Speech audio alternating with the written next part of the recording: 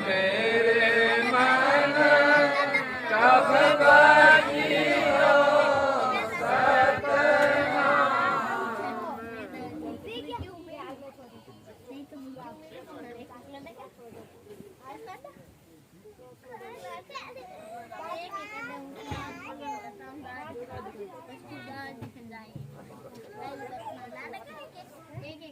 गोदी कर लेता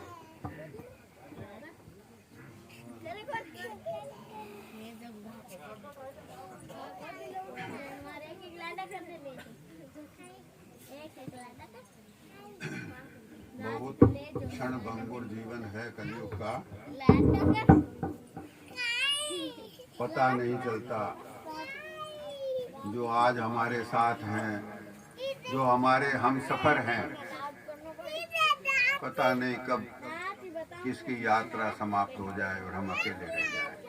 और ऐसा किसी दिन होगा कि हम चले जाएंगे और हमारे बाकी साथी यहीं छूट जाएंगे। कोई उपाय नहीं है इससे बचने का। और कलयुग में मौत की समस्या ज़्यादा विकट है, यानी कि हर युग में मौत तो होती ही रही है, लेकिन कलयुग में अचानक मौत हो जाती है। आयु कम है, शरीर निर्बल है, बीमारियां, रोग शोक आदि व्याधि, ये जो मौत के जरिए या बहाने हैं, ये बढ़े हुए हैं। अभी ये जो बीमारी चली है, पता नहीं अनायास कई लोग इसमें चले गए। तो संत हमें यह दया करके याद दिलाते हैं कि भाई मालिक के नाम का, भगवंत के नाम का, प्रभु के नाम का सुमिरन कब करो, कब भजी हो सतना।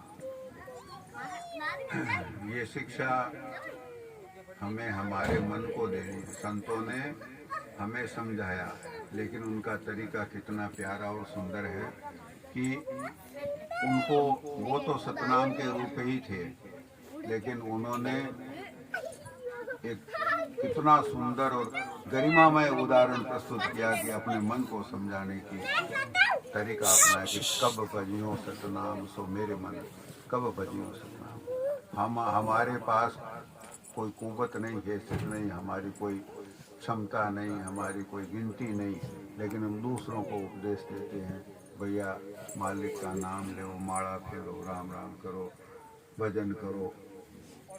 ये निरर्थक है। हमारा मन तो मानता नहीं, हमारे कहने से दूसरों पर उस बात का असर हो जाएगा, ये गलतफहमी हम पाले हुए हैं। संतों ने कहा अपने मन को ही समझा लीजिए, बाकी जगत की चिंता तो संत करेंगे, मालिक करेंगे। अपने मन को समझाना है, और कोई दूसरा उपाय है नहीं। उपाय का मतलब ये नहीं है कि मौत से बच जाएंगे, मौत से नहीं बचेंगे। मौत अवश्यंभावी है, ये मृत्यु लोक है, मृत्यु का देश है। मौत से यहाँ कौन बच सकता है? यहाँ रहने में फायदा क्या? इतना ये जर्जर और कमजोर शरीर थोड़े से अरसे के अंदर ये जीर्ण शीर्ण हो जाता है, खोखला हो जाता है, आंखों से कम दिखता है, कानों से कम सुनाई देता है,